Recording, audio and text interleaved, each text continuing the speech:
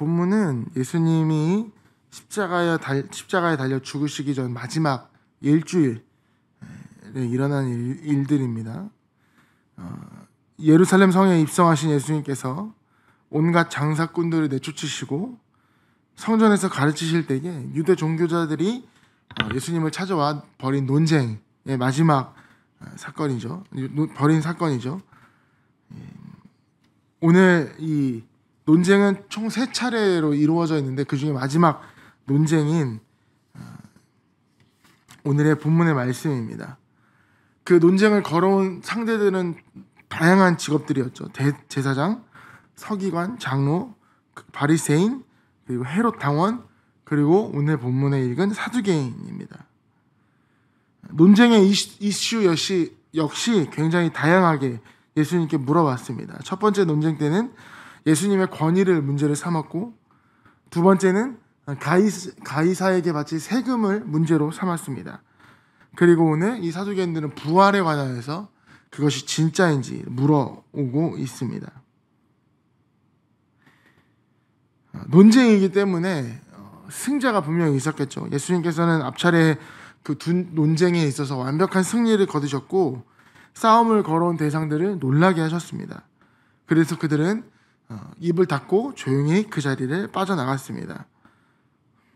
그리고 이번에는 유대 종교 지도자들 가운데 가장 높은 자리를 차지하고 있는 소수 정예 멤버 사두개인이라는 사람들이 예수님 앞에 찾아와서 부활 논쟁에 대해서 이야기를 하고 있죠. 27절에 보시면 사두개인들이 등장합니다. 그리고 그들은 어떻게 묘사했는지를 한 번 더 살펴보시기 바랍니다. 부활이 없다고 주장하는 사두개인 중 어떤 이들이 왔습니다. 이 사두개인이라는 사람이 어떤 사람인지 정확하게 알면 이 묘사가 굉장히 좀 이상한 묘사일 것입니다. 사두개인들은 유대인이 바벨론 포로에서부터 귀환하여서 예루살렘으로 돌아와 성전을 재건했을 때부터죠. 온 이스라엘을 위하여 제사장으로 섬겨왔던 사람들입니다. 이게 이 제사장의 후손들로 올라가면 아론의 아들 엘르아살까지 올라가는 족보를 가지고 있는 사람들인데 정말 오랫동안 이 제사장직을 넘겨받으면서 예수님 당시에 예루살렘 성전을 지도하는 제사장들 중에서 가장 핵심 세력이 되었다라는 것이죠. 유대 전체 사회 구성원들 가운데에 굉장히 극소수만이 이 직업을 가질 수 있었고 그들은 굉장히 부유했던 사람들입니다.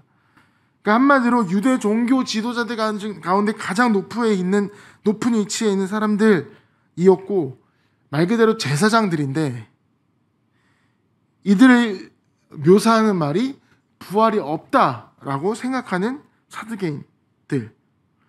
다시 말하면 앞에서 예배를 이끌어가는 목사가 부활이 없다라고 이야기를 하는 겁니다. 뭔가 앞뒤가 좀 안 맞죠? 세상이 전부다. 죽으면 끝이다. 부활은 없다. 그렇게 이야기하는 목사. 우리는 그 사람을 제대로 된 목사라고 생각을 하지 않습니다. 사두개인들이 바로 그러한 사람들이었다는 것이죠. 그들은 다음 생, 그러니까 죽고 난 후에 내세를 믿지 않았습니다. 부활도 믿지 않았습니다. 따라서 죽음 이후에 심판도 믿지 않았고 천사나 영혼의 존재도 부정했습니다. 하나님을 세상사에는 관섭하지 않는 그저 방관하는 방관자로만 생각을 하고 있습니다. 그들은 구약 성경을 하나님의 말씀으로 받아들이지 않는 사람들이었습니다. 오직 모세오경 구약 39권 39권 가운데에 5개의 책만 하나님의 말씀으로 믿은 것입니다. 하나님을 그러니까 유대인을 자기의 민족들을 하나님 앞으로 인도해야 낼 그런 가르침을 가지고 있는 그 제사장들인 사두개인이 어떻게 성경의 가르침을 거부하고 불신하고 성경 자체를 선별하여서 받아들일 수 있었을까요? 가장 큰 이유는 여러 이유가 있겠지만 가장 큰 이유는 그들이 현실과 타협했기 때문입니다. 지배 계급으로서 로마 정부에 협력하여 자기들이 가지고 있는 부와 권력을 유지하기 위해서 자신들이 가지고 있는 지위를 잃고 싶지 않았기 때문에 믿음을 지키는 것보다는 현실에 타협하며 최대한 현실에서 올 수 있는 유익을 얻기를 원했던 것입니다. 그렇게 그 마음을 가지고 있기 때문에 그들은 그 믿음을 버리기로 작정했습니다. 심각하게 세속화되어 있고 마주한 현실이 진리고 참이며 성경이 이해하는 것은 거짓이다 라고 무시하고 주장했던 사람들입니다. 1세기 역사학자 요세푸스의 말에 따르면 사두개인들은 부유한 자의 신뢰만 받을 뿐 백성은 그들을 따르지 않았다라고 이야기를 합니다. 그러니까 백성들조차 그들이 정상이 아니다라고 생각을 한 거죠. 하지만 이들이 믿음과 현실의 차이를 느끼면서 살아가진 사람들은 아닙니다. 우리는 믿음과 현실의 차이가 있다고 생각하면서 살아가고 있죠. 하나님이 살아계신다고 믿습니까? 라고 물어보면 당당하게 네 라고 대답할 수 있는 사람들입니다. 그런데 정말 당신은 믿음대로 살고 있습니까? 라고 물어보면 당당하게 네 라고 이야기할 수 없는 머뭇거리는 데에 그 차이가 있다는 것이죠. 우리가 살아가는 현실과 우리가 믿고 있는 믿음이 다를 때 우리는 어디에 눈을 두고 발을 둬야 된다는 말입니까?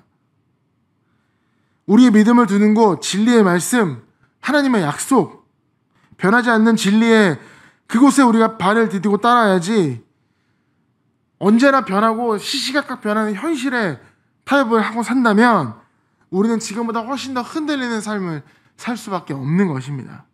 이것이 바로 믿음과 현실의 차이를 극복하는 방법입니다. 믿음의 현실로 바라보고 믿음으로 현실을 극복하고 믿음으로 현실을 대항해서 싸우는 것이죠. 여기에 실패하고 우리가 현실에 발을 더 들여놓게 된다면 우리는 사두개인들과 똑같이 변질될 수밖에 없습니다.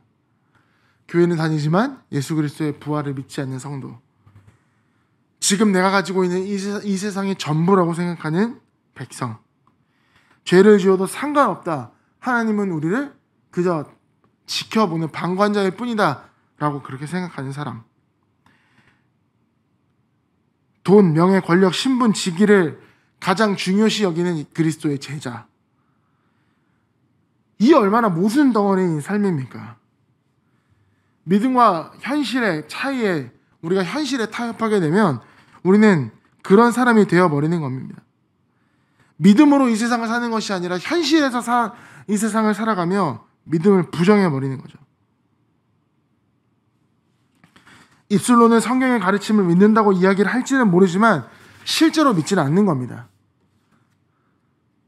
내가 입 밖으로 꺼내지 않았지 부활도 없고 심판도 없고 하나님의 존재도 없다라고 생각하는 거죠. 그렇게 점점 굳어지면 사두개인처럼 대놓고 이야기할 수 있습니다. 이 세상에 부활이란 없다. 부활이 없다라고 생각하는 사두개인들이 다시 한번 확신하고 예수님께 찾아와 묻습니다.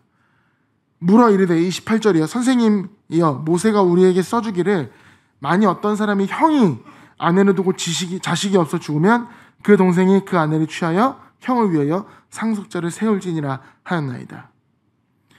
신명기 25장에 기록되는 수혼제도에 대한 설명입니다. 하나님은 모세를 통하여서 이 계명을 주셨습니다. 오늘 사두개인이 설명한 대로 어떤 사람이 형이 아내를 두었는데 자식이 없어 죽습니다. 그러면 그 아내는 동생이 취하게 되고 형을 위한 아들을 낳게 하고 그 아들에게 죽은 아버지의 이름을 붙여주고 아버지에게 속한 재물과 땅을 물려받게 하여서 후손을 끊어지지 않게 하는 율법이죠. 하나님은 이 율법을 통하여서 아브라함과 맺으신 언약의 축복을 받은 이스라엘 후손 그 누구도 후손이 끊어지지 않게 하셨습니다. 예수님 당시에 이 법이 실제로 지켜졌다라고 보기는 어렵지만 사두개인들은 이 문제를 가지고 부활이 얼마나 황당하고 믿기 어려운 것인지를 확실히 따지기 위해서 이 문제를 가지고 온 거죠. 그래서 이 이야기는 극단적으로 흘러갑니다. 그냥 형 동생이 있을 뿐만 아니라 칠형제가 있는데 마지가 아내를 취했다가 자식이 없어 죽고 둘째, 셋째, 일곱이 다 그렇게 자식이 없어서 죽어버렸습니다. 그리고 여자도 죽었습니다. 어떻게 이럴 수가 있습니까? 물론 실제로 일어나지 못할 일은 아니지만 정말 말도 안 되는 예시입니다. 이 정도만 되면 그 마지가 처음 결혼했던 그 여자가 계속해서 남편을 죽이고 다니는 것이 아닌지를 조사해 봐야 됩니다. 그 당시 랍비 중에 한 사람은 남편을 연속 3번으로 이룰 경우 아내가 남편을 죽인 것으로 생각을 해도 무방하다라고 주장을 하였습니다. 또 다른 랍비는 남편이 2명만 죽어도 그렇게 생각하기에 합당하다라고 이야기를 했죠. 근데 한둘이 아니라 7입니다. 이 정도면 확실하지 않습니까?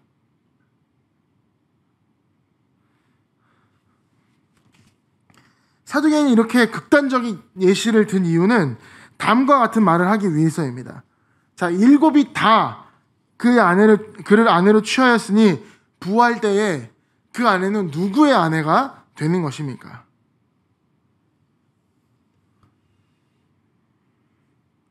정말 부활이 일어난다면 이 우스꽝스러운 일을 어떻게 해결하겠느냐는 것입니다. 한 여자와 7 남편이 부활하여 만나면 그 여자는 진짜 누구의 아내가 되는 것인가? 궁금해서 묻는 것이 아니죠. 황당하고 어이없는 문제가 있는데도 불구하고 정말 부활이 있느냐고 물어보는 거, 따지는 것입니다.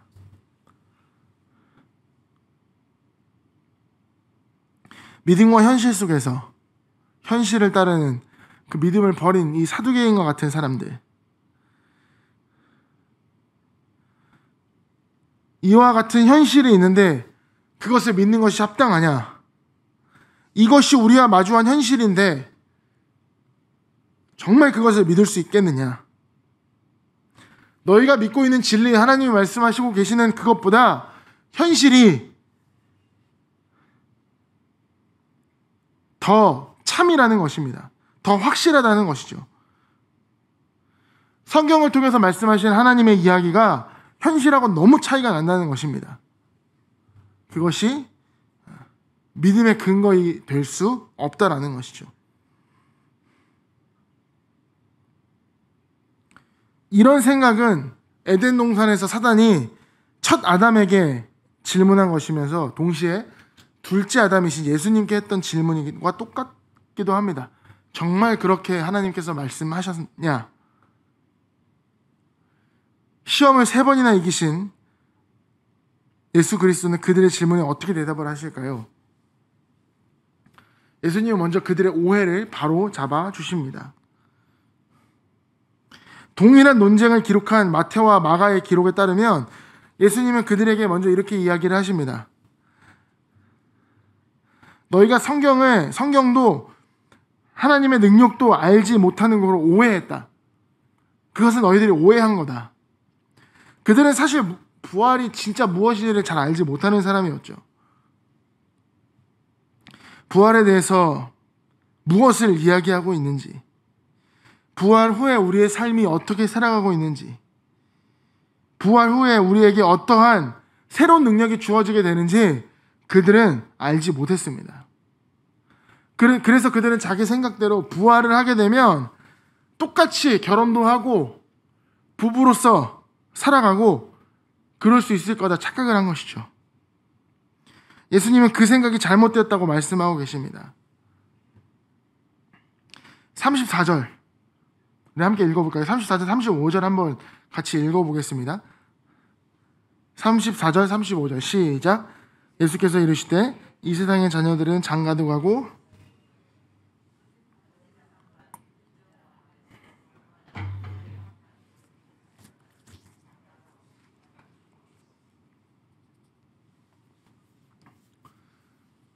지금 너희가 살고 있는 세상과 예수님이 말씀하고 계시는 부활의 세상은 완전히 차원이 다른 세상입니다.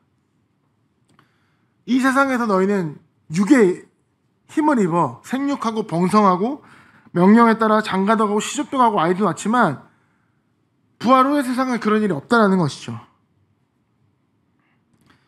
세상은 죄의 대가로 죽음을 맞이하게 됩니다. 하지만 부활 후에 저 세상은 죽지 않습니다. 하나님의 능력이 이 세상에서 죽은 자를 다 부활시키고 천사들처럼 완전히 새롭게 된 존재로 먹지도 않고 죽지도 않고 결혼도 안 하고 자녀들도 없는 오직 하나님의 영광을 높이며 살아가는 존재로 하나님의 자녀로만 살게 하신다는 거죠. 그래서 부활 후의 세상은 우리는 누군가의 남편이나 누군가의 자녀, 누군가의 가족이 아니라 오직 그리스도의 신부, 하나님의 자녀, 영원히 늙지 않고 썩지 않는, 고통받지 않고 슬픔과 죽음, 불행의 죄가 없는 하나님의 빛나는 영광 속에서 살아갈 수 있는 그런 사람들인 것입니다. 가족을 끔찍하게 사랑하고 또 부부 금실에 너무 좋으신 분들은 조금 속상해 하실 수 있겠죠. 하지만 천국에서 하나님과 함께하는 삶인데 고작 이 땅에서 인간의 연이 얼마나 아쉽겠습니까? 아쉽지 않다는 뜻입니다. 그 말처럼 부활 후의 삶은 우리가 상상할 수 없을 정도로 너무 좋고 차원이 다른 삶인 것입니다. 하지만 사두개인들은 이것을 단단히 오해하고 있었죠. 그들은 스스로 생각하게 된 부활에 대해서 가정하고 그런 부활은 없다라고 따져 나오는 것입니다. 예수님은 성경이 부활을 증명하고 있음을 이야기를 하고 계십니다. 37절 38절에 보시면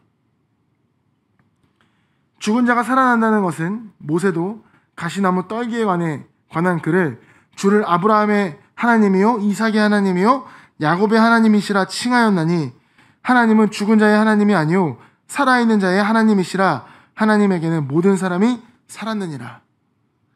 예수님은 모세의 글을 인용하고 계십니다. 구약 성경에 부활을 입증하는 많은 글들이 있지만 모세 오경, 그러니까 사두개인이 인정하고 있는 유일한 성경 모세 오경의 말씀을 인용하고 계신 거죠. 마태와 마가의 기록에 따르면 예수님 물어보십니다. 너희들은 성경을 말씀을 읽어보지 못하였느냐? 분명히 이야기하고 있지 않느냐? 너희들이 믿는다는 유일한 모세 오경이라는 책에 또 써 있는데 너희들은 그것을 본 적이 없느냐라고 책망하고 계신다는 것입니다. 너희들은 그것을 당연히 알아야 했다라는 것을 이야기하고 계시죠. 출애굽기 3장 6절의 말씀, 떨기나무에서 여호와 하나님께서 모세를 처음 만났던 그 장면, 모세에게 자신을 나타내신 하나님이신 것입니다. 나는 내 조상의 하나님이니 아브라함의 하나님, 이삭의 하나님, 야곱의 하나님이라. 3장 6절, 출애굽기 3장 6절은 현재형으로 되어 있습니다. 나는 내 조상의 하나님이었다가 아니라 나는 내 조상의 하나님이다 라고 기록이 되어 있죠. 아브라함, 이삭, 야곱, 과거의 하나님이었다가 아니라 현재 아브라함, 이삭, 야곱, 지금의 하나님이다라고 소개하고 계신 것입니다. 우리가 고인이 된 분들을 가리켜 돌아가신 분들을 그분 참 좋은 분이셨어 라고 과거형으로 이야기하지 않습니까? 그런데 지금 살아계신 분에게 그분 참 좋은 분이셨어 라고 이야기를 하지 않습니다. 그분 참 좋은 분이야 라고 현재형으로 이야기를 하죠. 그러니까 하나님께서 모세에게 자기를 드러내실 때에 이 세상에 없는, 그 당시에 없던 아브라함, 이삭, 야곱을 언급하여서 나는 그들의 하나님이었다가 아니라 나는 그들의 하나님이다 라고 말씀하셨던 것입니다. 예수님은 바로 이 장면이 하나님이 죽은 자의 하나님이 아니라 살아있는 자의 하나님이라는 것을 말씀하고 계신 것이죠. 아브라함과 이삭과 야곱 지금 모두 하나님 곁에서 살아계는 사람들로서 이 세상에서가 아닌 저 세상에서의 부활이 살아있음을 입증한다는 것이죠. 예수님께서 성경을 얼마나 정확하게 이해하고 읽으셨는지 그 동사 하나하나, 시제 하나하나까지 분명히 중요하게 이야기를 하고 계시는 장면입니다. 그렇기 때문에 물어볼 수 있어요. 너희는 정말 그 말씀을 읽어보지 못했느냐? 성경이 이렇게 분명하게 부활을 확증하고 있지 않느냐? 하나님의 말씀을 사두개인들이 제대로 읽었다면, 정확하게 의미를 파악했다면 그들은 부활에 대해서 오해하지 않았을 것입니다. 하나님께서 하신 성경 말씀, 그 성경이 가르치는 하나님의 그 능력도 그들은 의심하지 않았을 것입니다. 현실과 타협하는 삶 가운데에 그들이 믿고 있던 믿음을 멀리 던져버리고 성경이 드러내고 있는 그들이 참 말씀이다라고 믿고 있는 모세 오경의 말씀까지도 그들은 부인하게 된 것입니다. 이것이 현실과 타협한 그리스도인이 나타낼 수 있는 모습이죠.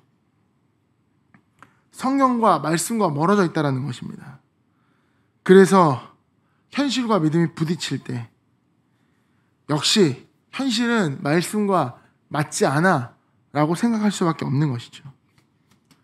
정말로 성경이 무엇을 가르치고 있는지를 모르기 때문에, 성경을 크게 오해하고 있기 때문에 생긴 문제라는 것입니다. 막연히 성경은 어느 정도 안다라고 생각을 하고 적어도 성경이 이야기하고 있는 핵심이 무엇인지 안다라고 착각합니다. 하지만 그들이 정확하게 알지 못하기 때문에 현실 속에서 성경은 아무런 힘도 발휘하지 못하게 되죠. 성경을 진짜라고 믿지 않고 있기 때문에 그 말씀 자체가 그들의 삶을 정말 조금이라도 움직이지 못하게 됩니다. 모든 성경은 하나님의 감동으로 된 것으로 우리의 생각을 바르게 교훈하고 우리를 바르게 삶과 인생의 등불을, 그리고 우리를 의로운 길로 인도하는 그 역할을 가지고 있는 분명한 말씀이다 라고 성경은 이야기를 하고 있지만, 우리는 현실에 착각한 대로 그렇게 성경을 이해하고 있으니 현실의 능력이 하나님의 놀라우심을 어떻게 감당할 수 있겠습니까? 자기 삶 속에서 하나님의 은혜와 능력을 경험하지 못하니 그 하나님에 대한 믿음과 신뢰가 점점 더 없어져 버리게 되는 것입니다. 그렇기 때문에 현실의 어려움에 부딪힐 때마다 하나님의 은혜를 경험하지 못하는 사람들은 점점 더 사두개인처럼 성경을 멀리하고 착각한 상태로 현실을 살아갈 수밖에 없는 거죠.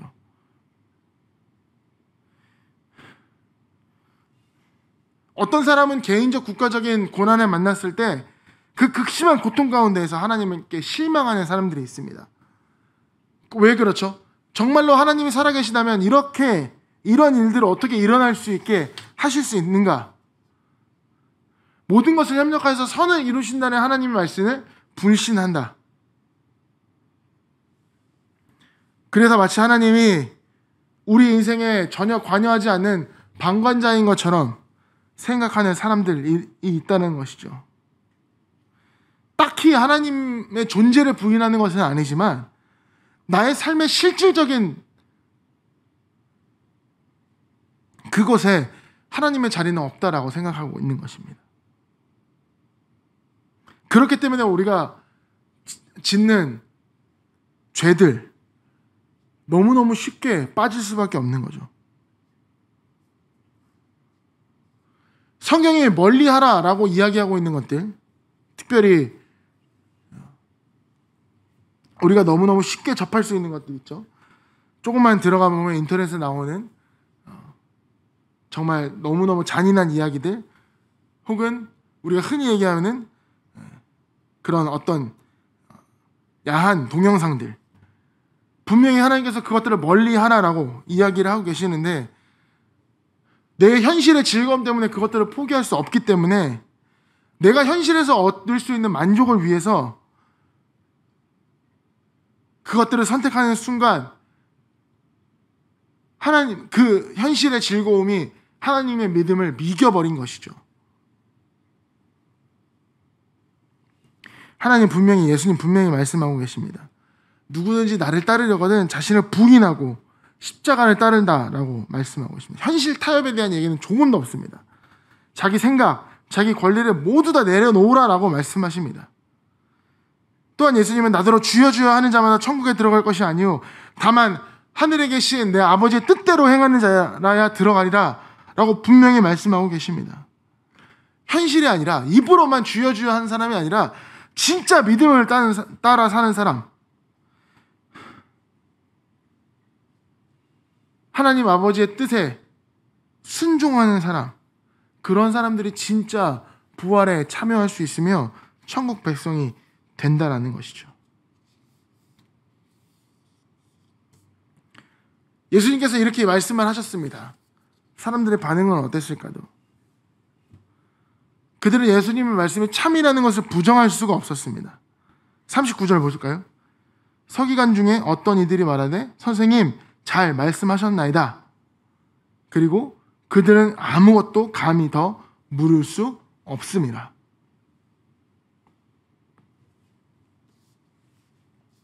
성경을 공부하고 율법을 연구했던 학자들, 그리고 그 중에 서기관들, 예수님께서 너무너무 참되게 잘 말씀하셨다라고 인정하고 있습니다. 성경이 가르치는 바와 똑같다라고 이야기를 하는 것이죠.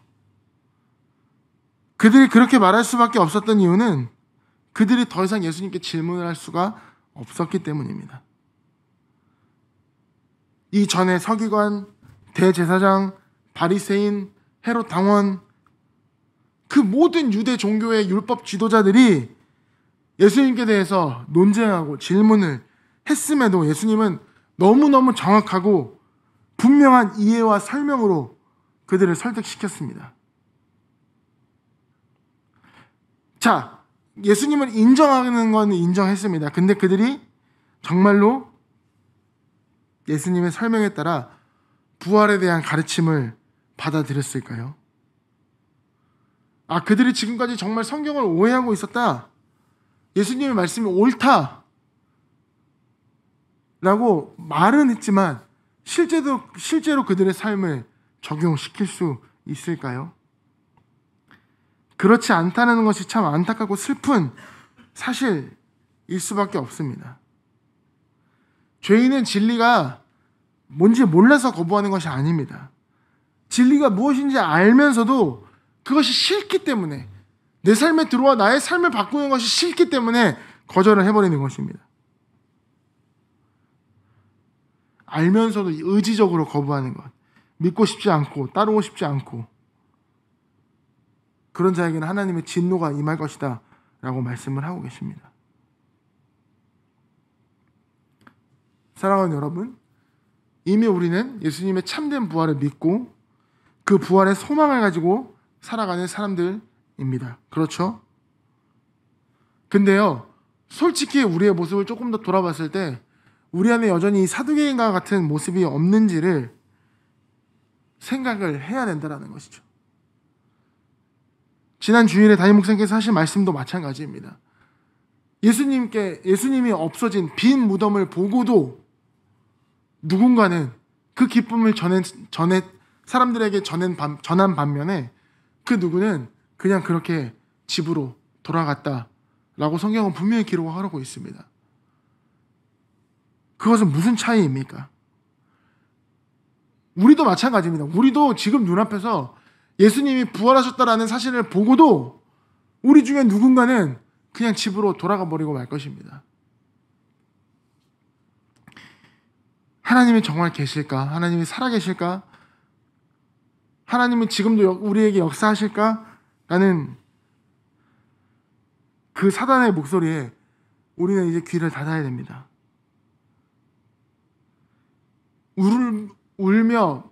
울부짖으며 먹잇감을 찾는 사자에게 우리의 빈틈을 보여서는 안 될 것입니다.